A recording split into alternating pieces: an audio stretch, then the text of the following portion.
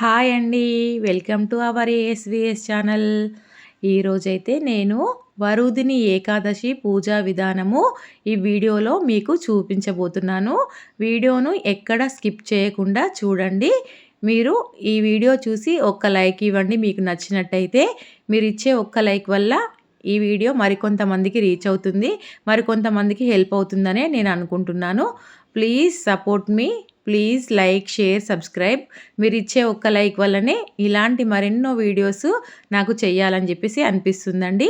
ఇప్పటివరకు కూడా నా ఛానల్ని 492 సబ్స్క్రైబ్ చేసుకున్నారు.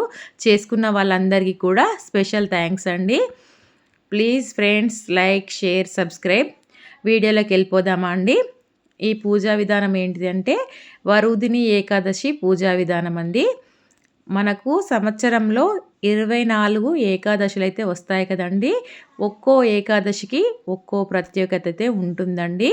నిర్జల ఏకాదశి అంటే నీరు కూడా తీసుకోకుండా ఉపవాసం ఉంటారు కదా. ఇది వరుదిని ఏకాదశి అండి. వైశాఖ మాసంలో వచ్చేది. ప్రతి ఏకాదశికి ప్రత్యేకమైనది ఏదో ఒకటైతే ఉంటుందండి. తర్వాత ఏకాదశి అంటేనే అన్నం కూడా ముట్టుకోకుండా ఉండడము, ఉపవాసము చేయడము, పూజ చేయడము, స్వామివారికి దగ్గరగా ఉండడము.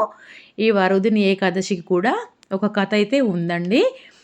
పద్మపురాణం ప్రకారం నర్మదా నది తీరంలో మాందాత అనే రాజు తపస్సు చేసుకుంటూ ఉండేవాడు.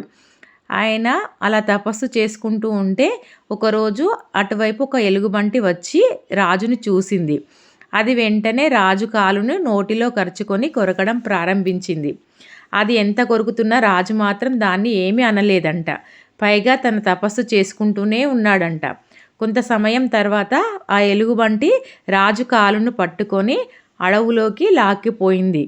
పైగా ఆ ఎలుగుబంటి రాజు కాలును మరింతగా నములుతూ కాలును చూసి చాలా వరకు తినసాగిందంట. ఆ బాధ భరించలేక మాందాత రాజు విష్ణుమూర్తిని ప్రార్థించాడట.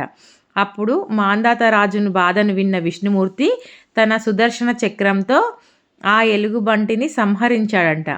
కానీ అప్పటికే మాందాత రాజు కాలు చాలా వరకు ఎలుగుబంటి తినేసిందంట. అప్పుడు విష్ణుమూర్తి మాందాత రాజుతో, రాజా, ఏం జరిగినా ఇది అంతా నీ పూర్వజన్మ కర్మఫలం వల్లనే జరుగుతుంది. నువ్వు వరుదిని ఏకాదశి వ్రతాన్ని ఆచరించు. అలా నువ్వు చేస్తే కోల్పోయినవన్నీ తిరిగి పొందుతావని విష్ణుమూర్తి మాందాత రాజుకు చెప్పాడంట. తర్వాత మాందాత రాజు తన రాజ్యానికి వెళ్ళి వరుదిని ఏకాదశ వ్రతాన్ని ఆచరించాడు. దాంతో రాజు తన శరీరాన్ని తిరిగి దృఢంగా పొందగలిగాడట. కోల్పోయిన ఆయన కాలు కూడా తిరిగి వచ్చిందంట. భయంతో సతమతమయ్యే వాళ్ళు ఎవరైనా వరుదిని ఏకాదశి వ్రతాన్ని ఆచరించడం వల్ల భయాన్ని అధిగమించి భయం అనే పదాన్ని మర్చిపోతారంట. వరుదిని ఏకాదశి వ్రతాన్ని ఆచరించిన, ఉపవాసం ఉన్న, కనీసం వ్రత మహాత్య కథను విన్నా సరే ఎనలేని పుణ్యం కలుగుతుందంట. 10,000 సంవత్సరాల తపస్సు చేసినంత ఫలితం ఈ వరుదిని ఏకాదశి వ్రతం ఆచరించడం వల్ల లభిస్తుందంట. అలాగే 1,000,000 గోవులను దానం చేసినంత పుణ్యం కూడా లభిస్తుందంట. నియమనిష్టలతో ఈ వ్రతాన్ని ఆచరించడం వలన కోల్పోయిన వాటిని తిరిగి పొందుతారంట. అందుకోసమని ఈ వ్రతాన్ని ఆచరించడం చాలా మంచిది. వీలైన వారు ఉపవాసం చేయలేకపోయినా పాలు పండ్లు తీసుకొనైనా సరే ఈ వ్రతాన్ని ఆచరించండి. ఈ వ్రతం ఆచరించే రోజు మనం తెల్లవారుజామునే లేచి తలంటు స్నానం చేసి ఇల్లునంతా శుభ్రపరచుకొని పూజా గదిని కూడా శుభ్రపరచుకొని మనము ఒక పీటను అయితే ఏర్పాటు చేసుకోవాలండి. ఒక పీటను ఏర్పాటు చేసుకొని స్వామివారి పటాన్ని పెట్టుకొని పూజనైతే చేసుకోవాలి. ఈ పీట వేసే ప్లేస్లో కూడా పసుపుతో అలికి బియ్య పిండితో ముగ్గు వేసుకోవాలండి. తర్వాత పీట పైన స్వామివారికి పసుపు రంగు అంటే చాలా ఇష్టం కదండి. స్వామివారికి పసుపు రంగు ఇంటి ఇష్టం కాబట్టి పసుపు చీరని కట్టుకొని పసుపు గాజులు వేసుకొని ఆ పీట పైన కూడా పసుపు వస్త్రం పరచండి. స్వామివారి ఫోటోకి గంధము, కుంకుమ బొట్లతో అలంకరణ చేయండి. ఈరోజు తప్పకుండా స్వామివారికి పిండి ప్రమిదలలో దీపాలు వెలిగిస్తే చాలా మంచిది. 7 శనివారాల వ్రతం చేయలేని వారు ఇలా ప్రత్యేకమైన ఏకాదశి తిథులలో 7 ప్రమిదలు పిండి ప్రమిదలు వెలిగించి ఆ స్వామివారి వ్రతాన్ని ఆచరించడం వలన మనకు 7 శనివారాల వ్రతం చేసిన పుణ్యం అయితే కలుగుతుందండి. కదండి. అందుకోసమని నేనైతే 7 శనివారాల వ్రతం ఇంతవరకు చేయాలనుకున్నాను, చేయలేకపోయాను. కానీ ఇలా స్పెషల్ ఏకాదశి, నిర్జల, వరుదిని ఒక్కో ప్రత్యేకమైన ఒక ఏకాదశికి ఒక్కొక్కటి ఉంటుంది కదండి. అలా వీలైనప్పుడల్లా ఏకాదశి తిథి వచ్చినప్పుడు నేనైతే 7 పిండి ప్రమిదల్ని చేసి స్వామివారికి దీపాలైతే వెలిగిస్తాను. ఈ పిండి ప్రమిదలు ఈసారి నేనైతే కుబేర కుంకుమతో చేశానండి.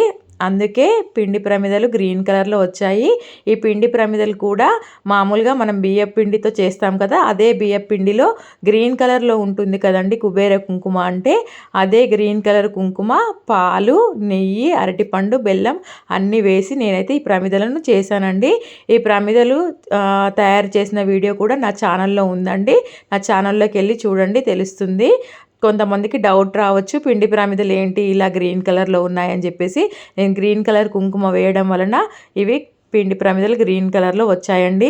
స్వామివారికి చందనం అంటే గంధం కూడా వేసి చందన దీపాలు కూడా వెలిగించవచ్చు, ఇలా కుబేర దీపాలు కూడా వెలిగించవచ్చు. మనం ఎప్పుడు పిండి దీపాలు వెలిగిస్తూనే ఉంటాం కదా, అందుకోసమని నేనైతే ఈసారి వెరైటీగా అలంకరణ కోసం బాగుంటుందని కుబేర కుంకుమ అయితే చేశాను. తర్వాత స్వామివారికి శంకు చక్కెర దీపాలు కూడా పెట్టాను. ఈరోజు సోమవారం ఏకాదశి కలిసి వచ్చింది కదండి, అందుకే నా దగ్గర శివుంది బొమ్మ విగ్రహం ఉంది కదండి, శివుని విగ్రహం కూడా పెట్టుకున్నాను. తర్వాత విష్ణుమూర్తి ఉన్న లక్ష్మీ అమ్మవారిది విగ్రహం ఉంది, అది కూడా అలంకరణ కోసం పెట్టుకున్నాను. మనకు అమ్మవారైతే లోటస్లో కూర్చుంటుంది కదండి, అందుకే లక్ష్మీదేవి అమ్మవారిని, తర్వాత ఏడుకొండల స్వామిని, తర్వాత ఏ పూజ చేసినా మనమైతే వినాయకుని పూజ కంపల్సరీగా చేస్తాం కదండి. వినాయకుడిని అన్నీ ఇలా లోటస్లో అలంకరణ కోసం అయితే నేను పెట్టుకున్నాను. తర్వాత ఈరోజు ఏకాదశి కదండి, ఏకాదశి అని అంటేనే తులసి మాతకు ప్రత్యేకమైన రోజు కదండి. అందుకోసమని ఈరోజు తులసి కోటకు ముందట కూడా ఖచ్చితంగా దీపం అయితే వెలిగించాలండి. ఈ తులసి దియాస్ కూడా నా దగ్గర ఉన్నాయని చెప్పేసి పూజలో తులసి దియాస్ కూడా పెట్టుకున్నాను. ఈరోజైతే మనము తులసి కోటకి అంటే తులసి చెట్టుకి అయితే నీళ్లు పోయకూడదటండి. ఎందుకంటే అమ్మవారు కూడా ఈరోజు ఉపవాసం అయితే ఉంటారట. అందువల్ల మనము నీరు పోసి వ్రతభంగం చేయకూడదు. ఎట్టి పరిస్థితుల్లో ఏకాదశి తిథికి ఒకరోజు ముందు కానీ తర్వాత రోజు కానీ తులసి చెట్టుకి అయితే నీళ్లు పోయండి. తర్వాత స్వామివారి పాదాలండి, నేను ఒక గ్రూప్లో వెళ్ళినప్పుడు నాకు ఒక ఆవిడ ఇవి స్వామివారి పాదాలు అయితే ఇప్పించారండి. నేను అందుకోసమని పూజలో వెంకటేశ్వర స్వామి వారి పాదాలు అయితే పెట్టుకున్నాను. తర్వాత ఈ పిండి ప్రమిదలన్నీ ఆవు నెయ్యితో వెలిగించాలి. ఎప్పుడు కానీ మనం ప్రమిదలు వెలిగించేటప్పుడు అగరబత్తితో కానీ ఏకహారతితో కానీ వెలిగించాలంటారు కదండి, అందుకే నేనైతే ఏకహారతితో వెలిగించాను. స్వామివారికి వడపప్పు పానకం నైవేద్యంగా పెట్టాలండి, నేను మర్చిపోయాను. దానివల్ల స్వామివారికి ఒక బ్లాక్ గ్రేప్సే ఉంటే బ్లాక్ గ్రేప్స్ మాత్రమే నైవేద్యంగా పెట్టాను. ఎప్పుడైనా సరే మనము స్వామివారికి తర్వాత లక్ష్మీదేవి అమ్మవారికి ఖచ్చితంగా వడపప్పు అంటే పెసరపప్పు నానబెట్టి చేస్తారు కదండి, వడపప్పు నైవేద్యము. తర్వాత పానకము అంటే బెల్లము వాటర్ పోసి చేస్తారు, అందులో కొంచెం ఇలాచి దంచి వేసి చేస్తారు పానకము. ఏ నైవేద్యాలు ఉన్నా లేకపోయినా ఈ 2 నైవేద్యాలు అంటే తప్పకుండా పెట్టాలండి. తర్వాత మామిడికాయ పులిహోర కానీ, చింతపండు పులిహోర కానీ, పరమాన్నం కానీ ఏదైనా వండింది నైవేద్యంగా పెట్టవచ్చు. నాకు ఓపిక లేకపోవడం వల్ల నేను ఏమి వండలేదు, ఓన్లీ బ్లాక్ గ్రేప్స్ ఉన్నాయని చెప్పి స్వామివారికి బ్లాక్ గ్రేప్స్ అయితే పెట్టాను.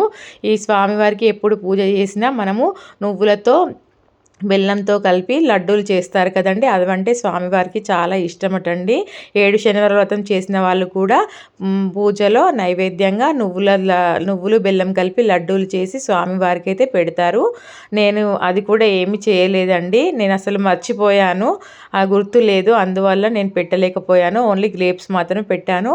ఇప్పుడు మామిడి పళ్ళ సీజన్ కదండి, మామిడికాయలు కూడా స్వామివారికి పెట్టుకోవచ్చు.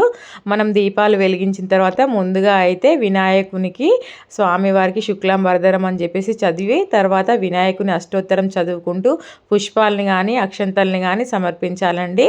తర్వాత స్వామివారికి హారతిచ్చి తర్వాత అగరబత్తితో వెలిగించి ఒక బెల్లం ముక్క కానీ అరటిపండు కానీ ఏదైనా నైవేద్యం పెట్టి స్వామి ఈ పూజ ఎలాంటి ఆటంకం లేకుండా ఎలాంటి విఘ్నాలు లేకుండా మంచిగా జరిగేలా చూడమని ఫస్ట్ వినాయకునికి అయితే దండం పెట్టుకోవాలండి. తర్వాత వెంకటేశ్వర స్వామి అష్టోత్తరము చదువుకుంటూ గోవిందనామాలు చదువుకుంటూ స్వామివారికి అయితే పుష్పాలని, మీ దగ్గర పుష్పాలు లేకపోతే అష్టోత్తరాలైనా చదువుకుంటూ స్వామివారికి సమర్పించాలండి. ఏది చేసినా స్వామివారికి ఎల్లో అంటే ఇష్టం కదండి. వీలైతే ఎల్లో పసుపు పూలైనా సరే సమర్పిస్తూ స్వామివారికి అష్టోత్తరాలు చదువుకోవాలి. తర్వాత అమ్మవారిది లక్ష్మీదేవి అష్టోత్తరము, తర్వాత అష్టలక్ష్మి స్తోత్రము, అలా తర్వాత విష్ణు సహస్రనామాలు ఇవన్నీ చదువుకుంటూ పూజ చేయాలి. తర్వాత ఈరోజు సోమవారం ఏకాదశి వచ్చింది కదండి. అందుకే నేనైతే శివునిది విగ్రహం కూడా పూజలో పెట్టుకున్నాను కాబట్టి లింగాష్టకం కూడా చదువుకున్నాను. లింగాష్టకం, బిల్వాష్టకం, చంద్రశేఖర అష్టకం అలా స్వామివారిది కూడా మనం చదువుకోవాలండి. మామూలుగా అయితే ఈరోజు పూజ చేసుకునేటప్పుడు వెంకటేశ్వర స్వామికి, లక్ష్మీదేవికి కూడా పంచామృతాలతో అభిషేకం చేసుకోవాలి. పసుపు, గంధం, విభూది నీళ్ళతో అభిషేకం చేసుకోవాలి. నేను చేసుకోలేకపోయాను. సాయంత్రం గుడికి వెళ్ళి మనము ఈ శివాలయంకు, తర్వాత వెంకటేశ్వర స్వామి ఆలయంకు వెళ్ళి అభిషేకము, అర్చన ప్రదోష వేళలో చేసుకుంటే చాలా మంచిదండి. పొద్దున ఇంట్లో పూజ చేసుకొని సాయంత్రము ఆలయం సందర్శించాలండి. తర్వాత స్వామివారికి తులసి ఆకులు అంటే చాలా ఇష్టం కదండి. నేను అందుకే ఫోటోకి, తర్వాత విష్ణు భగవానునికి తులసి మాలను అయితే సమర్పించాను. మనం ఎప్పుడైనా సరే వెంకటేశ్వర స్వామి పూజ చేసినప్పుడు, అష్టోత్తరాలు చదివినప్పుడు పుష్పాలతో పాటు తులసి ఆకులు కూడా సమర్పిస్తే స్వామివారు చాలా సంతోషిస్తారటండి. నేనైతే అందుకే స్వామివారికి ఈసారి తులసి మాల కూడా వేశాను. తులసి ఆకులతో తర్వాత అష్టోత్తరం కూడా చదివాను. లక్ష్మీదేవి కూడా అన్ని అష్టోత్తరాలు అయితే చదివానండి. నాకైతే ఈరోజు పూజ చాలా మంచిగా అనిపించిందండి. నేనైతే ఉపవాసం చేయలేనండి. నాకు కొంచెం ఆరోగ్యం సహకరించినందువల్ల నేను ఒక పూట భోజనం చేసి రాత్రి టిఫిన్ తింటానండి. కానీ ఏకాదశి అంటేనే ఉపవాసంతో చేస్తే చాలా పుణ్యమటండి. ఆరోగ్యం సహకరించని వాళ్ళు చేయలేరు కదండి. ఆరోగ్యం సహకరించిన వాళ్ళు పండ్లు, పాలు తీసుకొని స్వామివారికి అయితే పూజ చేసుకోండి. తర్వాత లాస్ట్కు మనం అష్టోత్తరాలన్నీ చదివిన తర్వాత ఒక స్వామివారి పాట, హారతి పాట, తర్వాత ముత్యాల హారతి ఇస్తే చాలా మంచిదండి. ఏడుకొండల స్వామికి, తర్వాత లక్ష్మీదేవికి ముత్యాల హారతి అంటే చాలా ఇష్టము. ముత్యాల హారతి ఇస్తూ పాటలు మనకు 2 కానీ 3 కానీ 5 కానీ హారతి పాటలు ఎన్ని పాటలు వస్తే అన్ని పాటలు పాడుకొని తర్వాత స్వామివారికి నైవేద్యం అయితే చూపించాలండి. తర్వాత మనం ఆత్మప్రదక్షిణ అక్షంతలు పట్టుకొని ఆత్మప్రదక్షిణ చేసి స్వామివారి పాదాల ముందు వేసి మనస్ఫూర్తిగా మనమైతే మొక్కుకోవాలండి. ఆ స్వామివారు కరుణిస్తే అంతా మంచిగా జరుగుతుంది. ఆ స్వామివారు కరుణించాలే కానీ మన లైఫ్ చాలా బాగుంటుందండి. ప్లీజ్ ఫ్రెండ్స్, నేను ప్రతి వీడియోలోనూ చెప్తున్నాను, నా వీడియో నచ్చినట్టయితే లైక్ చేయండి, నా ఛానల్ను సబ్స్క్రైబ్ చేసుకోండి. Please please please please like, share, subscribe. చూసారు కదండి, ఇదే నాది వరుదిని ఏకాదశి పూజా విధానం అండి. నాకైతే చాలా సంతోషంగా అనిపించిందండి పూజ చేసుకున్నప్పుడు. మీరు కూడా ఇలా చేయండి. మీరు ఇలా చెయ్యండి అని నేను చెప్పను, చేస్తే మనకు తెలియకుండానే మానసిక ఆనందము, సంతోషం అయితే అనిపిస్తుందండి. మళ్ళీ మళ్ళీ మళ్ళీ స్వామివారికి ఇలా పూజలు చేయాలని చెప్పి అనిపిస్తుంది. నేను 7 శనివారాల వ్రతం చేయలేకపోయినా స్వామివారికి ఏకాదశి తిథి ఉన్నప్పుడల్లా ఇలా చేసుకునే అదృష్టాన్ని అయితే స్వామివారు నాకు కల్పించాడని అనుకుంటున్నానండి. ఆ స్వామివారు కరుణించి 7 శనివారాల వ్రతం నాతో చేయించుకోవాలని చెప్పి మనస్ఫూర్తిగా ఆ భగవంతుని అయితే కోరుకుంటున్నాను. Please friends, like, share, subscribe. ప్రతి వీడియోలోనూ నేను చెప్తున్నాను, ఇదేనండి నా రిక్వెస్ట్. ప్లీజ్ లైక్ చేయండి నా ఛానల్ని. నా వీడియో నచ్చినట్టయితే లైక్ చేయండి, నా ఛానల్ని సబ్స్క్రైబ్ చేసుకోండి. చూసారు కదా, నేనైతే కొబ్బరికాయ కొట్టేసి తర్వాత బ్లాక్ గ్రేప్స్ అయితే స్వామివారికి నైవేద్యంగా పెట్టానండి. మీ దగ్గర ఏది ఉంటే అది నైవేద్యంగా స్వామివారికి అయితే పెట్టండి. స్వామివారికి ముఖ్యంగా వడపప్పు పానకం అంటే చాలా ఇష్టము. నువ్వులతో, బెల్లంతో చేసిన లడ్డూలు కూడా స్వామివారికి చాలా ఇష్టము. Bye friends.